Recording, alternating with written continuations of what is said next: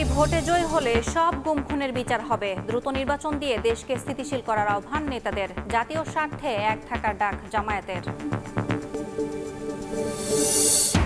চীন বাংলাদেশ সম্পর্ক নতুন উচ্চতায় নিতে চায় অন্তর্বর্তী সরকার। বেইজিংয়ে ২৮ March doctor Yunus Xi Jinping বৈঠক। সফরে গুরুত্ব পাবে বাংলাদেশে কারখানা স্থানান্তর।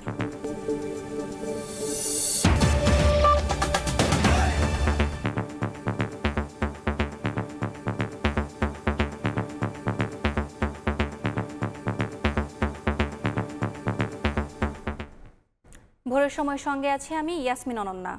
নির্বাচনে জয়ী হলে সব গুম খুনের বিচার হবে। আন্দোলনে শহীদ ও ক্ষতিগ্রস্ত পরিবারের সঙ্গে দলের ইফতার মাহফিলে ভার্চুয়ালি যোগ দিয়ে এমন প্রতিশ্রুতি দিয়েছেন বিএনপির ভারপ্রাপ্ত চেয়ারম্যান তারেক রহমান। এদিকে ফ্যাসিস্টদের সঙ্গে জঙ্গি উগ্রবাদীরা সুযোগ নেওয়ার চেষ্টা করছে উল্লেখ করে দেশকে স্থিতিশীল করতে দ্রুত নির্বাচন দেওয়ার আহ্বান জানিয়েছেন দলের মহাসচিব মির্জা ফখরুল ইসলাম আলমগীর। রাজধানীর বনানীর লেকশোর হোটেলে গণতান্ত্রিক আন্দোলনে গুম এবং শহীদদের পরিবারের সঙ্গে আমরা বিএনপি পরিবারের ইফতার মাহফিলে ভার্চুয়ালি যুক্ত হন বিএনপির ভারপ্রাপ্ত চেয়ারম্যান তারেক রহমান। এ সময় শহীদ পরিবারের সদস্যদের চাকরির নিয়োগপত্র ও ঈদ শুভেচ্ছা উপহার বিতরণ করা হয়। বিএনপি নির্বাচনে জয়ী হলে ফ্যাসিবাদ বিরোধী আন্দোলনে সব হত্যা গুমের বিচারের প্রতিশ্রুতি দেন তারেক রহমান। শহীদ পরিবার এবং গুম খুন নির্যাতনের বিচারের সব রাজনৈতিক দলের ঐক্যমত থাকবে বলে আশাবাদ ব্যক্ত করেন তিনি। আমাদের সর্বোচ্চ চেষ্টা থাকবে যে বিগত স্বৈরাচার বিরোধী আন্দোলনে যারা ক্ষতিগ্রস্ত হয়েছেন, বিভিন্নভাবে নির্যাতিত হয়েছেন, একই সাথে জুলাই আগস্ট মাসে যারা ক্ষতিগ্রস্ত হয়েছেন, নির্যাতিত হয়েছেন, যারা শহীদ হয়েছেন, বিভিন্নভাবে যাদেরকে হত্যা করা হয়েছে, সেই হত্যাগুলোরও বিচার অবশ্যই ইনশাআল্লাহ আমরা করব। এদিকে জাতীয় প্রেস ক্লাবে বাংলাদেশ ফেডারেল সাংবাদিক ইউনিয়ন ও ঢাকা সাংবাদিক ইউনিয়ন আয়োজিত ইফতার মাহফিলে যোগ দেন বিএনপির মহাসচিব মির্জা ফখরুল ইসলাম আলমগীর। এ সময় ফ্যাসিস্টদের সঙ্গে জঙ্গি উগ্র মনোভাবীরা সুযোগ নেওয়ার চেষ্টা করছে মন্তব্য করে তিনি বলেন, দেশকে স্থিতিশীল করতে দ্রুত নির্বাচন দিতে হবে। অত্যন্ত অল্প সময়ের মধ্যে অত্যন্ত প্রয়োজনীয় যে সমস্ত সংস্কারগুলো প্রয়োজন, সেই সংস্কারগুলো করে দ্রুত জাতীয় সংসদ নির্বাচনের দিকে যাবেন। কারণ যত দেরি হবে তত বেশি আবার ফ্যাসিস্ট শক্তিরা আবার মাথা চালাতে উঠতে শুরু করেছে ইতিমধ্যে। যারা জঙ্গি মনোভাব নিয়ে থাকেন, যারা উগ্র মনোভাব নিয়ে থাকেন, তারাও কিন্তু একই সঙ্গে এই সুযোগগুলো নেওয়ার চেষ্টা করে। এদিকে রাজধানীতে আলাদা ইফতার মাহফিলে বিএনপির 2 স্থায়ী কমিটির সদস্য বলেন, বিশেষ বিশেষ দলকে সুবিধা দিতে সংস্কার কার্যক্রম চলছে। যত দ্রুত নির্বাচিত সরকার আসবে তত দ্রুতই সংকট কেটে যাবে। নির্বাচনের জন্য যেটুকু সংস্কার প্রয়োজন ওইটুকু সংস্কার করেন শুধু নির্বাচনের জন্য। নির্বাচনের পরে দেশে নতুন সংসদ আসবে, ও যেই আসুক তারা যেটা করবে সেটাই মেনে নেব। কিন্তু কোনো অনির্বাচিত সরকারের ব্যক্তির কোনো কথা আমরা মেনে নেব না। যত তাড়াতাড়ি নির্বাচনের মাধ্যমে একটি নির্বাচিত সরকার আসবে, আপনাদের সমস্যাগুলো সমাধান করতে অনেক সহজ হবে। অসহিষ্ণু না হয়ে সবাইকে ধৈর্য ধরে ঐক্যবদ্ধ থাকার আহ্বান জানান বিএনপি নেতারা। দলকে ক্ষমতায় আনার জন্য। আহমেদ সালেহীন, সময় সংবাদ, ঢাকা। রাজনৈতিক মতভেদ থাকলেও সার্বভৌমত্বের প্রশ্নে সবাইকে এক থাকার আহ্বান জানিয়েছেন জামায়াত আমির। আর দলটির সেক্রেটারি জেনারেল বলেছেন, প্রয়োজনীয় সংস্কার শেষে নির্বাচনের রোডম্যাপ ঘোষণা করতে হবে সরকারকে। রোববার রাজধানীতে আলাদা ইফতার মাহফিলে যোগ দিয়ে কথা বলেন জামায়াতের শীর্ষ 2 নেতা। জাতীয় প্রেস ক্লাবে সাংবাদিকদের 2টি সংগঠন বিএফইউজে ও ডিইউজের ইফতার মাহফিলে যোগ দেন রাজনীতিবিদরাও। এতে অংশ নিয়ে গণঅভ্যুত্থান পরবর্তী বাংলাদেশ বিনির্মাণে প্রয়োজনীয় সংস্কার শেষে দ্রুত নির্বাচনী রোডম্যাপ ঘোষণার দাবি জানান জামায়াতে ইসলামের সেক্রেটারি জেনারেল মিয়া গোলাম পরোয়ার। পাশাপাশি বিগত ফ্যাসিস্ট সরকারের যারা অপরাধে জড়িত ছিল তাদেরকে বিচারের আওতায় আনার দাবি জানান তিনি। প্রয়োজনীয় সংস্কার কার্যক্রম শেষ করতে যতটুকু সময় প্রয়োজন, অহেতুক বিলম্ব না করে তার মধ্যে সংস্কার সম্পন্ন করে অবিলম্বে নির্বাচনের তারিখ এবং রোডম্যাপ ঘোষণা করা উচিত। জাতির প্রতি যারা অত্যাচার, নির্যাতন, নিপীড়ন, গণহত্যা চালিয়েছে, নিষ্ঠুরতা, বর্বরতা চালিয়েছে, তাদের বিচারের জন্য যে ট্রাইব্যুনাল হয়েছে, আইন হয়েছে, এটাকে আরো ত্বরান্বিত করে জাতির সামনে সেই বিচারের নিশ্চয় হওয়া প্রয়োজন। এদিকে রমনার ইঞ্জিনিয়ার্স ইনস্টিটিউশনে প্রকৌশলীদের নিয়ে আয়োজিত ইফতার মাহফিলে যোগ দিয়ে সার্বভৌমত্বের প্রশ্নে সবাইকে এক থাকার আহ্বান জানান জামায়াত আমির ডাক্তার শফিকুর রহমান। বলেন, রাজনীতিতে মতপার্থক্য থাকবে, তবে জাতীয় স্বার্থে সবাইকে এক থাকা উচিত। রাজনীতিতে ভিন্ন মত থাকা এটা সৌন্দর্য, মতপার্থক্য সমস্যা নাই, কিন্তু মতপার্থক্য যেন মতবিরোধে রূপান্তরিত না হয়। আমরা এখন মতপার্থক্য করি না, এখন আমরা মতবিরোধ করি। এই জায়গায় আমাদের আপত্তি। জাতীয় স্বার্থের জায়গাগুলোতে মতপার্থক্য পর্যন্ত আমরা দেখতে রাজি না। এই জায়গাতে আমরা সবাই এক হয়ে যাওয়া উচিত। এ সময় বুয়েট শিক্ষার্থী আবরার ফাহাদ হত্যায় দোষীদের সঠিক বিচার চান জামায়াত আমির। জ্বালাতন তিনি করেছেন। শফিক মুন্সি, সময় সংবাদ, ঢাকা। বাংলাদেশে বিশ্বমানের নির্বাচন দেখতে চায় ইউরোপীয় ইউনিয়ন। রোববার সকালে প্রধান নির্বাচন কমিশনারের সঙ্গে দেখা করে একথা বলেন ইইউ রাষ্ট্রদূত মাইকেল মিলার। পরে সিইসি জানান, সুষ্ঠু ভোটে প্রতিশ্রুতিবদ্ধ কমিশন। এ সময় জাতীয় সংসদ নির্বাচনে প্রার্থীদের এজেন্টদের প্রশিক্ষণের জন্য ইউরোপীয় ইউনিয়নের কাছে সহযোগিতা চায় ইসি। লোকাল অবজারভারদের প্রশিক্ষণ সহ অর্থ সহায়তা দেওয়ার আগ্রহ দেখিয়েছে ইউরোপীয় ইউনিয়ন। কেন্দ্রে বিরোধী প্রার্থীদের এজেন্টদের থাকতে না দেয়া দেশের নির্বাচনে ক্ষমতাসীন দলের বিরুদ্ধে এ অভিযোগ বেশ পুরনো। আগের কমিশনগুলো এজেন্টদের কেন্দ্রে থাকতে দেওয়ার ব্যবস্থা করার কথা জানালেও বাস্তবে এর মিল পাওয়া যায়নি খুব একটা। আবার প্রার্থীদের অনেক এজেন্টও তার কাজের পরিধি সম্পর্কে জানেন না ঠিকমতো। তাই পোলিং এজেন্টদের প্রশিক্ষণের জন্য ইউরোপীয় ইউনিয়নের কাছে সহায়তা চেয়েছে নির্বাচন কমিশন। রোববার সকালে রাজধানী আগারগাঁয় নির্বাচন ভবনে প্রধান নির্বাচন কমিশনারের সঙ্গে দেখা করেন ইইউ রাষ্ট্রদূত মাইকেল মিলার। বৈঠকে দেশের আগামী সংসদ নির্বাচনে বিভিন্ন বিষয়ে সহায়তার আশ্বাস দেন তিনি। আমাদের যে ইলেকশন এজেন্ট যারা থাকেন তাদের একটা ট্রেনিং এর একটা ব্যবস্থা করার জন্য, এটা তো আমাদের আওতার বাইরে। আমরা আমাদের লোকগুলাকে ট্রেনিং দিতে পারি, আমাদের পুলিং অফিসার, প্রিসাইডিং অফিসার এগুলাকে ট্রেনিং দিতে পারি, কিন্তু এখন রাজনৈতিক নেতাদের ক্যান্ডিডেটদের এজেন্টদেরকে এটা ট্রেনিং দেওয়ারটা কীভাবে করা যেতে পারে, ওনারা কাছে সে সাহায্যটা আমরা চেয়েছি। আমরা প্রতিশ্রুতিবদ্ধ, এখানে আমাদের তো দ্বিমত নাই। ওনারা ফ্রি ফেয়ার ক্রেডিবল ইলেকশন চান, যেটা আমাদেরও ওয়াদা, জাতির প্রতি ওয়াদা। বিগত নির্বাচনগুলোতে এজেন্টরা কেন্দ্রে থাকতে পারতেন না, আগামীতে পারবেন কিনা এমন প্রশ্নে সিএসি বলেন, অতীতের সঙ্গে বর্তমান কমিশনকে মেলানো যাবে না। অতীতেরটা বলে যান, আপনারা বর্তমান নিয়ে থাকেন। আমরা ইনশাল্লাহ সবাই যাতে সঠিক দায়িত্বটা সঠিকভাবে পালন করতে পারে, সেই এনভায়রনমেন্টটা আমরা ইনশাল্লাহ ক্রিয়েট করে দেবো। এ সময় ইইউ রাষ্ট্রদূত মাইকেল মিলার বলেন, আন্তর্জাতিক মানের নির্বাচন করতে সব ধরনের সহযোগিতা করা হবে। is to tell the Chief Election Commissioner that the European Union will support the conduct of elections in this country in line with international standards, and we will do this with a significant financial package as well as offering our experience and expertise. বৈঠক মূলত নির্বাচন কমিশনের প্রস্তুতির ব্যাপারেই বেশি আলোচনা হয়েছে বলে জানান তিনি। এটা কমিশনের সঙ্গে তার দ্বিতীয় বৈঠক। কাউসার চৌধুরী কুমু, সময় সংবাদ, ঢাকা। চীন বাংলাদেশ সম্পর্ক নতুন উচ্চতায় নিতে চায় অন্তর্বর্তী সরকার। বেজিংয়ে 28 মার্চ প্রধান উপদেষ্টা ডক্টর মোহাম্মদ ইউনূস ও চীনের প্রেসিডেন্ট শি জিনপিং এর বৈঠক হবে। সফরে বাংলাদেশে চীনের কারখানা স্থানান্তর ও বিনিয়োগ গুরুত্ব পাবে। প্রেস ব্রিফিংয়ে কথা জানিয়েছেন প্রধান উপদেষ্টার প্রেস সচিব শফিকুল আলম। এদিকে সংস্কারের বিষয়ে জাতিসংঘ মহাসচিব সহযোগিতার আশ্বাস দিলেও বাংলাদেশের নিজস্ব প্রক্রিয়ায় সংস্কার হবে বলে জানিয়েছেন তিনি। 4 দিনের সফরের ইতি। বিমানবন্দরে সকাল 9:50 বিদায় নিয়েছেন জাতিসংঘ মহাসচিব আন্তোনিও গুতেরেস। এবারের সফরে জাতিসংঘ মহাসচিব দেশের গুরুত্বপূর্ণ ব্যক্তিদের সঙ্গে করেছেন সাক্ষাৎ, পরিদর্শন করেছেন কক্সবাজারের উখিয়া রোহিঙ্গা ক্যাম্প, দিয়েছেন বাংলাদেশ সংস্কারের জন্য সব ধরনের সহযোগিতার আশ্বাস। তাহলে কি আন্তর্জাতিক প্রক্রিয়ায় সংস্কার হবে দেশ?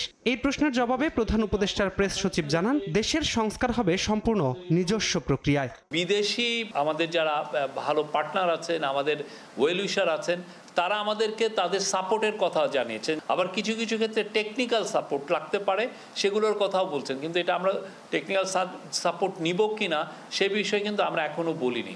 বাট এটা পুরোপুরি হোমগ্রোন একটা রিফর্ম এবং এইটা পুরোপুরি আমাদের মানুষের। রোববার বিকেলে রাজধানীর ফরেন সার্ভিস একাডেমিতে আয়োজিত সংবাদ সম্মেলনে তিনি আরো বলেন, 26 মার্চ প্রধান উপদেষ্টার চীন সফর বাংলাদেশের মাটিতে চীনের বড় বড় প্রতিষ্ঠানগুলোর বিনিয়োগের সম্ভাবনা তৈরি করবে, এতে বাড়বে কর্মসংস্থান। চাইনিজ কোম্পানিগুলো বাংলাদেশের লার্জেস্ট ইনভেস্টমেন্ট করেছে গত 7 মাসে এবং ওরা আরও ইনভেস্টমেন্ট করতে আসছে। এই ভিজিটটার মাধ্যমে বাংলাদেশ চায়নার যে সম্পর্ক এটা একটা নতুন উচ্চতায় যাবে। সংবাদ সম্মেলনে আরও জানানো হয় 7 কলেজের অধ্যক্ষদের মধ্য থেকে বিশ্ববিদ্যালয় গঠনে অন্তর্বর্তীকালীন প্রশাসক নিয়োগ দেয়া হবে। বিশ্ববিদ্যালয়ের প্রস্তাবিত নাম নির্ধারণ করা হয়েছে ঢাকা সেন্ট্রাল ইউনিভার্সিটি। বিশ্ববিদ্যালয়ের একটা নাম প্রস্তাব করা হয়েছে, যেখানে বিভিন্ন কলেজের 7টা কলেজেরই ছাত্র প্রতিনিধিরা সম্মতি দিয়েছেন। এই বিশ্ববিদ্যালয়টার নাম হবে, প্রস্তাবিত নাম ঢাকা সেন্ট্রাল ইউনিভার্সিটি। নামটা চূড়ান্ত করার আগে বিশ্ববিদ্যালয় মঞ্জুরি কমিশন ইমেইলের মাধ্যমে বিভিন্ন স্টেক হোল্ডারদের মতামত নিয়েছেন। দেশের আইন শৃঙ্খলা পরিস্থিতি নিয়ন্ত্রণে 17 মার্চ দেশের উচ্চ পদস্থ 127 পুলিশ কর্মকর্তার সঙ্গে প্রধান উপদেষ্টার বৈঠক হবে বলেও জানানো হয় সংবাদ সম্মেলনে। পুলিশ অফিসারদেরকে জানাবেন এবং মাঠ পর্যায়ে তাদের অভিজ্ঞতাও শুনবেন। ধ্রুব ব্যানার্জি, সময় সংবাদ, ঢাকা। চীন সফরে প্রধান উপদেষ্টা ডক্টর মোহাম্মদ ইউনুসকে সম্মানসূচক ডক্টরেট ডিগ্রি প্রদান করবে পিকিং বিশ্ববিদ্যালয়। রাষ্ট্রীয় অতিথি ভবন যমুনায় প্রধান উপদেষ্টার সঙ্গে সাক্ষাৎকালে একথা জানিয়েছেন চীনা রাষ্ট্রদূত ইয়াও ওয়েন। রাষ্ট্রদূত বলেন, বিশ্বের বৃহত্তম সৌর প্যানেল প্রস্তুতকারক চীনা প্রতিষ্ঠান লংগি বাংলাদেশে বিনিয়োগে আগ্রহী। চীনা বিনিয়োগকারীদের স্বাগত জানিয়ে প্রধান উপদেষ্টা বলেন, পশ্চিমা দেশগুলিতে পণ্য রপ্তানিতে ইচ্ছুক কোম্পানিগুলো বাংলাদেশে উৎপাদনের কেন্দ্র করতে পারে। এ সময় চীনা হাসপাতালগুলোকে বাংলাদেশে ক্লিনিক স্থাপন কিংবা যৌথ উদ্যোগে স্বাস্থ্যসেবা দেওয়ার আহ্বান জানান। কুনমিং শহরে 4টি হাসপাতাল বাংলাদেশের রোগীদের জন্য উৎসর্গ করা হয়েছে বলে জানান রাষ্ট্রদূত।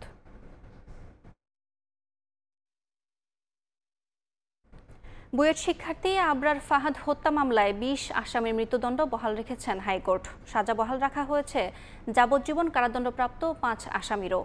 রায়ে সন্তোষ প্রকাশ করে দ্রুত সাজা কার্যকরের দাবি জানিয়েছে আবরার ফাহাদের পরিবার। অ্যাটর্নি জেনারেল বলছেন, অপরাধী যত প্রভাবশালী হোক আর পার পাওয়ার সুযোগ নেই। রায়ে এই বার্তায় দিয়েছেন উচ্চ আদালত। আফজাল হোসেনের রিপোর্ট। আরও এক ধাপ এগুলো বুয়েট শিক্ষার্থী আবরার ফাহাদ হত্যা মামলা। বিশেষ বিবেচনায় মামলাটি দ্রুত নিষ্পত্তি করলেন উচ্চ আদালত। রোববার বিচারিক আদালতে মৃত্যুদণ্ডপ্রাপ্ত 20 আসামির ফাঁসির অনুমোদন দিয়েছেন হাইকোর্ট। বহাল রাখা হয়েছে 5 আসামির যাবজ্জীবন কারাদণ্ড। রায় ঘোষণার সময় আদালত কক্ষে উপস্থিত ছিলেন আবরার ফাহাদের পরিবার। রাষ্ট্রের সর্বোচ্চ আইন কর্মকর্তা বলছেন, জীবন দিয়ে ফ্যাসিবাদ দুমড়ে মুচড়ে দেওয়ার বার্তা দিয়ে গেছেন আবরার ফাহাদ। এ রায়ে ন্যায় বিচার প্রতিষ্ঠিত হয়েছে বলেও মন্তব্য তার। আবরার ফাহাদের মৃত্যু আমাদেরকে প্রতিষ্ঠা করে দিয়ে গেছে যে ফ্যাসিজম যত শক্তিশালী হোক, মানুষের মনুষ্যত্ববোধ কখনো কখনো জেগে উঠলে সমস্ত ফ্যাসিজমকে দুমড়ে মুচড়ে ভেঙে দিতে পারে। এবং সাধারণ জনগণের এই যে প্রতিক্রিয়া ছিল, সেই প্রতিক্রিয়ার কারণেই আবরার ফাহাদের এই হত্যাকাণ্ডের বিচার নিশ্চিত হয়েছে। রায় ঘোষণার পর রাজনীতি থেকে শিক্ষার্থীদের বিরত থাকার আহ্বান ছিল আবরারের বাবার। এখন দ্রুত রায় কার্যকর দেখার অপেক্ষায় তারা। কারাগার থেকে এক আসামি পালিয়ে যাওয়ার ঘটনায় ক্ষোভ প্রকাশ করেন পরিবার। ভবিষ্যতে যাতে আর কারো যাতে এই ধরনের কোনো পরিণতি যাতে না হয়, এই জন্য আসলে আমাদের চাওয়া ওইটাই মেনলি যে যত দ্রুত সম্ভব বাকি যে স্টেপগুলো আছে সেগুলো সম্পূর্ণ হোক। ছাত্রদের কাছে আবেদন থাকবে তারা যেন এই সমস্ত খারাপ রাজনীতিতে যেন জড়িত না হয়। রায় কার্যকরে অপেক্ষা করতে হবে আপিল বিভাগে মামলা নিষ্পত্তি পর্যন্ত, কেননা রায়ের বিরুদ্ধে আপিল করার কথা জানিয়েছেন আসামিপক্ষ। ন্যায় বিচার যেটা প্রত্যাশা করেছিলাম, সেই প্রত্যাশা অনুযায়ী ন্যায় বিচার আমরা পাইনি। মামলায় শেখ হাসিনার সঙ্গে সহযোগী আসামি হিসেবে অন্তর্ভুক্ত করা হলো সাবেক আইজিপি চৌধুরী আবদুল্লাহ আল মামুনকে। একই সঙ্গে আগামী 18 মার্চ তাকে জিজ্ঞাসাবাদের জন্য অনুমতি দিয়েছেন আন্তর্জাতিক অপরাধ ট্রাইব্যুনাল। রোববার সাভারের আসহাবুল ইয়ামিন হত্যার মামলায় আওয়ামী লীগ ও যুবলীগের নেতা সাইদুর রহমান সুজন, মিজানুর রহমান ও জাকির হোসেনকে 18 মে হাজির করার নির্দেশ দিয়েছেন ট্রাইব্যুনাল। এর আগে সকালে ট্রাইব্যুনালে হাজির করা হয় সাবেক আইজিপি মামুনকে। শুনানিতে চিফ প্রসিকিউটর বলেন, শেখ হাসিনার কমান্ড বাস্তবায়নে ডান হাত ছিলেন তিনি, এ কারণে তাকে সহযোগী আসামি করা হয়েছে। এছাড়াও তিনি জানান, শেখ হাসিনার মামলার তদন্ত প্রক্রিয়া চলমান আছে, দ্রুত প্রতিবেদন দাখিলের আশা ব্যক্ত করেন তিনি। গণহত্যার মামলা, সেই মামলাতে উনি এককভাবে আসামি ছিলেন। আজকে তার সাথে ওই মামলাতে সাবেক পুলিশ মহাপরিদর্শক চৌধুরী আবদুল্লাহ আল মামুন সাহেবকে ওই মামলাতে আসামি হিসাবে গ্রেপ্তার দেখানোর জন্য আমরা আবেদন করেছিলাম। সেই আবেদনটা আজকে মঞ্জুর হয়েছে। তিনি এই মামলায় শেখ হাসিনার সাথে সহ আসামি হিসাবে অন্তর্ভুক্ত হবেন। জাতীয় স্টেডিয়াম সংস্কার কাজ চলায় গত কয়েক বছরের মতো এবারও স্বাধীনতা দিবসে ঢাকায় কুচকাওয়াজ হচ্ছে না। তবে ৬৩ জেলায় কুচকাওয়াজ হবে বলে জানিয়েছেন প্রধান উপদেষ্টার প্রেস উইং। এক বিজ্ঞপ্তিতে জানানো হয়েছে, জাতীয় স্টেডিয়ামে সংস্কার কাজ চলছে, তাই এবারও স্বাধীনতা দিবসে ঢাকায় কুচকাওয়াজ আয়োজন সম্ভব হচ্ছে না। তবে বাকি ৬৩ জেলায় যথাযোগ্য মর্যাদায় কুচকাওয়াজ হবে। এছাড়া বীর মুক্তিযোদ্ধাদের সংবর্ধনা দেওয়ার সিদ্ধান্ত নিয়েছে অন্তর্বর্তী সরকার। এ বিষয়ে প্রয়োজনীয় পদক্ষেপ গ্রহণ করতে জেলা প্রশাসকদের নির্দেশনা দেওয়া হয়েছে।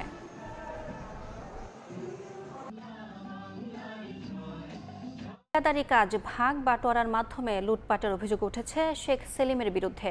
শেখ হাসিনার এই ফুফাতো ভাইয়ের বিরুদ্ধে ঠিকাদারি কাজে 15% করে কমিশনের অভিযোগও অনুসন্ধান করেছে দুদক। এদিন বাংলাদেশ ব্যাংকের সাবেক ডেপুটি গভর্নর SK সুর এবং জাসদ সভাপতি হাসানুল হক ইনুর বিরুদ্ধেও অবৈধ সম্পদ অর্জনের অভিযোগে মামলা করেছে দুদক।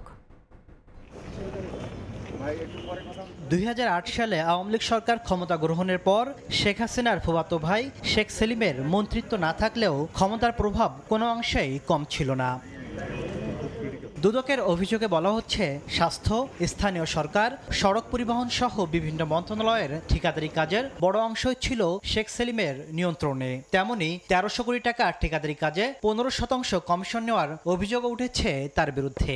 দেশের বিভিন্ন স্থানের ১৩০০ কোটি টাকার টেন্ডার কাজে পছন্দের ঠিকাদারের নিকট হইতে 10% হইতে 15% হারে কমিশন গ্রহণপূর্বক কার্যাদেশ প্রদানের অভিযোগের বিষয়ে অনুসন্ধানের সিদ্ধান্ত গৃহীত হয়েছে। ধানমন্ডির বাসায় কিংবা কেন্দ্রীয় ব্যাংকের লকারে অবৈধ সম্পদের সন্ধান পাওয়া বাংলাদেশ ব্যাংকের সাবেক ডেপুটি গভর্নর SK সুর পরিবারের বিরুদ্ধে নতুন করে মামলা করেছে দুদক। স্ত্রী সন্তান সহ তার বিরুদ্ধে 3 মামলায় 11 কোটি টাকার অবৈধ সম্পদ অর্জনের অভিযোগ আনা হয়েছে। ক্ষমতার অপব্যবহারপূর্বক দুর্নীতির আশ্রয় স্ত্রী ও কন্যার নামে ব্যাংক হিসাবে সন্দেহজনক বৃহৎ অঙ্কের অস্বাভাবিক লেনদেনের মাধ্যমে সম্পদ অর্জন এবং বুক দখলে রাখার অপরাধ অনুসন্ধানকালে প্রমাণিত হয়েছে। এদিন জাসদ সভাপতি ও সাবেক তথ্যমন্ত্রী হাসানুল হক ইন্নু ও তার স্ত্রীর বিরুদ্ধে 6 কোটি টাকার অবৈধ সম্পদ অর্জনের অভিযোগে মামলা করেছে দুদক। তাসলিম তৌহিদ, সময় সংবাদ, ঢাকা। স্বীকৃতির পর এবার বন্ড সুবিধা পেতে যাচ্ছে আসবাবপত্র শিল্প, এমন আশার কথাই জানিয়েছে জাতীয় রাজস্ব বোর্ড NBR। রফতানি উন্নয়ন ব্যুরো EPBর দাবি, বন্ড সুবিধা পেলে আগামী 6 বছরে এ খাতের রফতানি আয় বাড়বে 125 গুণ। আর ব্যাংক গ্যারান্টি পদ্ধতিতে পাওয়া এই সুবিধার অপব্যবহার কেউ করতে পারবে না বলে মত উদ্যোক্তাদের। কামরুল হাসান সবুজের রিপোর্ট। প্রতি বছর একটি পণ্যকে প্রোডাক্ট অফ দ্য ইয়ার, বর্ষের সেরা পণ্য হিসেবে ঘোষণা দেওয়া হয়। আমরা বর্ষ পণ্য হিসেবে আমরা ফার্নিচারকে ঘোষণা করেছি। সুযোগটা যখন আপনি ওপেন করবেন তখন কি হবে, তখন এইটার দিকে যারা উদ্যোক্তা আছে তারা আরও বেশি মনোযোগী হবে। বর্ষপণ্যের স্বীকৃতি নিয়ে চলতি বছর শুরু করেছে দেশের আসবাবপত্র শিল্প। $650 বিলিয়ন বিশ্ববাজারে নামমাত্র হিস্সা নিয়ে চলা এখাতের রপ্তানি আয় বাড়ার সম্ভাবনাও ব্যাপক। তবে বাধা হয়ে আছে এ শিল্পে দরকারি প্রায় ৭,০০০ ধরনের কাঁচামাল আমদানিতে 10 থেকে 127% শুল্কের চাপ। এমন বাস্তবতা এখাতে বন্ড সুবিধার সুপারিশ করেছে রপ্তানি উন্নয়ন ব্যুরো EPB, যেখানে 30% মূল্য সংযোজনের শর্ত পূরণ করতে হবে আমদানিকারককে। এখানেও কিন্তু খুব সম্ভাবনা আছে, আমাদের স্কিল লেবার আছে, কিন্তু এক্সপোর্টের ক্ষেত্রে যে আমরা পারছি না। কেন পারছি না? তখন আমরা যখন দেখতে গেলাম তখন দেখলাম যে তাদের নীতিগত সমস্যা রয়েছে। আমরা একটা জিনিস বলেছি যে ব্যাংক গ্যারান্টিড বন্ড ফ্যাসিলিটি দেওয়ার কথা, এবং আমরা এখানে অ্যাসিওর করেছি যে 30% ভ্যালু এডিশন হবে। তো সেখানে ফিজিক্যাল বন্ড আর প্রয়োজন হবে না। ব্যাংক গ্যারান্টি পদ্ধতিতে এই বন্ড সুবিধা দেয়া হলে কেউ এর অপব্যবহার করতে পারবে না বলে দাবি করে উদ্যোক্তারা বলছেন, এজন্য বাড়তি বিনিয়োগ ও ব্যয় করতে না হওয়ায় রপ্তানি বাজারে প্রতিযোগিতা সক্ষমতা বাড়বে তাদের। ব্যাংক গ্যারান্টি লায়াবল ব্যাংক নিচ্ছে, আমি যদি ওই সময়ের মধ্যে সেই কার্য সম্পাদন না করি তাহলে সরকার যে কোনো সময় সেই গ্যারান্টিটা ইনক্যাশ করে ফেলতে পারে। সো এটা কারো জন্যই আর কোনো ঝুঁকি থাকে না। সেটা যদি আমরা অ্যাকোমোডেট করি তাহলে কিন্তু আমাদের এক্সপোর্ট বাড়বে। EPB বলছে, আসবাবপত্র শিল্পে এই সুবিধা দেয়া হলে এখাতের বর্তমান রপ্তানি আয় $4 কোটি থেকে 2030 সালের মধ্যে 125 গুণ বেড়ে দাঁড়াবে $500 কোটি। এখন এভাবে করা যদি যায়, ওনারা আমাদেরকে আশ্বস্ত করে ওনাদের অ্যাম্বিশন প্রায় বলছেন 2030 সালের মধ্যে ওনারা প্রায় $5 বিলিয়ন এক্সপোর্ট করতে পারবেন। যদি এই সুবিধাটা দেওয়া হয়। বাজার বাস্তবতা বিশ্লেষণ করে আসবাবপত্র সহ রপ্তানি সম্ভাবনার সব খাতেই বন্ড সুবিধা দিতে কাজ করা হচ্ছে বলে জানালেন জাতীয় রাজস্ব বোর্ড এনবিআর এর চেয়ারম্যান। আমাদের দেশ থেকে যে সকল পণ্য রপ্তানি করা যায় তাদের যদি কোনো বন্ড সুবিধা লাগে আমরা সেগুলোর জন্য কাজ করছি। আমরা অত্যন্ত পজিটিভ, আশা করি এখান থেকে একটা অচিরে আপনারা সুফল দেখতে পাবেন। রুচি পরিবর্তনের সঙ্গে পাল্লা দিয়ে রপ্তানি বাজার সম্প্রসারণে বন্ড সুবিধার পাশাপাশি আধুনিক প্রযুক্তির ব্যবহার বাড়ানোর পরামর্শ সংশ্লিষ্টদের। কামরুল হাসান সবুজ, সময় সংবাদ, ঢাকা। সময়। তীব্র ইঞ্জিন সংকটের মুখে অনেকটা জোড়াতালি দিয়েই চলবে রেলওয়ে পূর্বাঞ্চলের ঈদযাত্রা। ঘরমুখো যাত্রী বহনের জন্য প্রতিদিন ৭৫ থেকে ৮০টি ইঞ্জিনের প্রয়োজন হলেও জোগাড় হচ্ছে মাত্র ৬২টি। সংকট কাটাতে ঈদের আগে পণ্যবাহী ট্রেন চলাচল বন্ধ রাখার পাশাপাশি চট্টগ্রাম থেকে চাঁদপুর এবং ময়মনসিংহগামী দুটি যাত্রীবাহী বিশেষ ট্রেনও বন্ধ থাকবে। শাখাউত টিপুর ক্যামেরায় বিস্তারিত জানাচ্ছেন কমল দে। চট্টগ্রামের পাহাড়তলির লোকোশেডে একটি ইঞ্জিনের মেরামত কাজ শেষ না হতে ত্রুটি সারিয়ে নিতে ঢুকছে আরেকটি ইঞ্জিন। এভাবে রেলওয়ে ওয়ার্কশপগুলোতে একের পর এক ইঞ্জিন মেরামত করে সচল রাখতে হচ্ছে পূর্বাঞ্চলের ট্রেন চলাচল। তবে অতিরিক্ত ট্রেন চালাতে ইঞ্জিনের চাহিদা বাড়তে থাকায় আসন্ন ঈদযাত্রায় কাঙ্ক্ষিত যাত্রী বহন চ্যালেঞ্জ হয়ে দাঁড়িয়েছে। বড় চ্যালেঞ্জটাই হচ্ছে মিটার গেজ লোকো সংকট। 20% 25% কম লোকোমোটিভ আমাদের কাছে আছে, যেটা দিয়ে আমাদের চাকরিটা এখন পুরোটাই ক্রাইসিস ম্যানেজমেন্ট। ডিজেল সব আছে এবং আমাদের যে ক্যালোকা আছে তারা স্পেশাল কিছু লোকোমোটিভ রিপেয়ার করছে। আমরা আশা করছি যে এই সপ্তাহের মধ্যে আমরা 3টা বা 4টা লোকোমোটিভ হয়তো বা আমাদের হাতে পাবো। রেলওয়ে পূর্বাঞ্চলের তথ্য অনুযায়ী স্বাভাবিক সময়ে যাত্রী পরিবহনে 70 থেকে 72টি ইঞ্জিনের প্রয়োজন হলেও পাওয়া যায় মাত্র 53টি। কিন্তু ঈদযাত্রায় একাধিক বিশেষ ট্রেন যেমন থাকে তেমনি ট্রেনগুলোর সাপ্তাহিক বন্ধ তুলে দেওয়া হয়। তখন ইঞ্জিনের চাহিদা দাঁড়ায় 75 থেকে 80টি। এর মাঝে অধিকাংশ ইঞ্জিনে কোনো না কোনোভাবেই ত্রুটিপূর্ণ। যে কয়টা ট্রেন বৃদ্ধি পেয়েছে এগুলোর জন্য তো আবার আপনার নতুন কোনো লোকোমোটিভ যেহেতু আসা নাই, ওই লোকোমোটিভগুলো দিয়ে তো আবার নতুন ট্রেনগুলোর কাজ করা হচ্ছে। লোকবল যেমন সংকট তেমন লোকোমোটিভের সংকট। এই জন্য কোনো লোকোমোটিভে শেডে এসে আপনার বেশিক্ষণ থাকতে পারে না, সবগুলো কানেক্টিং পাওয়ার। চ্যালেঞ্জ হচ্ছে কিভাবে গাড়িগুলো রাইট টাইমে আমরা আউটটার্ন দিব, কিভাবে প্রত্যেকটা গাড়ির কোনো জটিলতা থাকলে সময় মতো আমরা সমাধান করতে পারি, প্লাস পাশাপাশি প্রত্যেকটা গাড়ি কিভাবে সূক্ষ্মভাবে চেক করে গাড়িটা আউটটার্ন দিতে পারি। এদিকে সংকটের মাঝেও অন্যান্য যাত্রীবাহী ট্রেনের ঈদযাত্রা সচল রাখতে চট্টগ্রাম থেকে চাঁদপুর এবং ময়মনসিংহগামী দুটি বিশেষ ট্রেন বাতিলের সিদ্ধান্ত নেওয়া হয়েছে। একই সঙ্গে কয়েকদিনের জন্য বন্ধ থাকবে কন্টেইনার সহ সব ধরনের গুডস ট্রেন চলাচল। এই দুটি রুটে যাত্রী সংখ্যা তুলনামূলক কম হয় বিশেষ ট্রেন দুটি বাতিল করা হচ্ছে বলে দাবি রেলওয়ের। ঈদের সময় আপনারা জানেন মেরামত কাজ করে কিছু ইঞ্জিন সরবরাহ পাওয়া যায়, সেখানে 7-8টা ইঞ্জিন পাওয়া যেতে পারে। ঈদের আগে এবং পরে একদিন করে মোট 3 দিন গুডস ট্রেন বন্ধ থাকে, ওখান থেকেও 2-3টে ইঞ্জিনের সরবরাহ আমরা পাবো। 2টা স্পেশাল ট্রেন হবে, তো 2টা বা 3টি ইঞ্জিনের অতিরিক্ত সরবরাহ লাগবে এবং অপডে প্রত্যাহারের কারণে আরও 3-4টা ইঞ্জিন লাগবে। তো এভাবেই আমরা এগুলো মেকআপ করব। রেলওয়ে পূর্বাঞ্চলে যাত্রী, জ্বালানি তেল, কন্টেইনার, সার এবং অন্যান্য পণ্য পরিবহন স্বাভাবিক রাখতে প্রতিদিন অন্তত 116টি ইঞ্জিনের প্রয়োজন। এছাড়া স্টেশন ও ডিপোতে ট্রেন শান্তির জন্য সার্বক্ষণিক 12 থেকে 13টি ইঞ্জিন প্রস্তুত রাখতে হয়। তীব্র লোকোমোটিভ সংকটের কবলে পড়ে আসন্ন ঈদযাত্রা কতটা সফল হবে সে নিয়ে চ্যালেঞ্জের মুখে রয়েছে রেলওয়ে পূর্বাঞ্চল। আর এই চ্যালেঞ্জ মোকাবেলায় নষ্ট হয়ে যাওয়া জরাজীর্ণ ইঞ্জিনগুলো দ্রুত মেরামত করা হচ্ছে। কত দ্রুত এসব ইঞ্জিন মেরামত করে রেলের বহর যুক্ত করা যায় সেই প্রতিযোগিতায় নেমেছে রেলওয়ের ওয়ার্কশপগুলো। চট্টগ্রামের পাহাড়তলি লোকোশেড থেকে কমল দে। বছরের ফ্যাশন ট্রেন্ড দেশীয় পোশাকের পাশাপাশি ক্রেতাদের ঝোঁক পাকিস্তানি পোশাকেও। গরম সামনে রেখে প্রাধান্য পাচ্ছে হালকা রঙের পাতলা পোশাক। মান ও ডিজাইন ভেদে দাম পড়ছে 3000 থেকে 2 লাখ টাকা পর্যন্ত। এবারের ঈদে দেশের ফ্যাশন জগৎ সেজেছে নতুন সাজে। হালকা তবে নজর কাড়া, ঐতিহ্যবাহী অথচ আধুনিক, এরকম নকশায় দেখা যাচ্ছে এবারের ঈদ বাজারে। স্থানীয় বিদেশি মোটিফকে প্রাধান্য দিয়ে শাড়ি, সালোয়ার কামিজ, পাঞ্জাবি ও কাফতান সহ প্রায় সব পোশাকে তুলে ধরা হয়েছে শৈল্পিক নান্দনিকতা ও ঐতিহ্যের মিশেল। টপ সাথে সারারা কোটি এই টাইপের স্টাইলটা এখন ফ্যাশন চলছে। মেন্সের এথনিক অ্যান্ড ওমেন্সের এথনিকটা খুব বেশি পছন্দ করছি। উৎসবের আবহে নারী ক্রেতাদের মূল আকর্ষণ হয়ে উঠেছে জমকালো সিল্ক ও শিফনের ওপর জারদোসি, সিকুইন কিংবা মিররের সূক্ষ্ম কাজের শাড়ি। লাইট কালারের মধ্যে পছন্দ করি। জরি সুতার কাজ, এই টাইপের কাজের প্রতি আমার খুব ইন্টারেস্ট এবার। নিখুঁত এমব্রয়ডারি, চিকেন কারি, সিকুইন ও হাতের কাজের পাঞ্জাবিতে প্রাধান্য দিচ্ছেন ছেলেরা। ট্রেন্ডের সঙ্গে মিলতে পারি ওইরকম কাপড়টা দেখতেছি। সিল্কের জাতীয় ভিতরে পাঞ্জাবিটা। এদিকে পোশাকের সঙ্গে মিল রেখে ছেলেরা বেছে নিচ্ছেন লোফার, নাগরা আর মেয়েদের আগ্রহে নানা কারুকাজের হাই হিলস। ইয়ানুর শিফাত, সময় সংবাদ, ঢাকা। বাঙালির যে কোনো উৎসবে শাড়ি পাঞ্জাবির আবেদন চিরন্তন। ঈদকে ঘিরে ফ্যাশন হাউসগুলো বিভিন্ন রং, কাপড় ও ডিজাইনের পোশাকের পসরা সাজিয়ে বসেছেন। বিক্রেতারা বলছেন পাঞ্জাবির বাজার রমরমা হলেও এবছর ক্রেতা সমাগম কম শাড়িতে। বিস্তারিত জানাচ্ছেন জিন্নাতারা যশোয়া।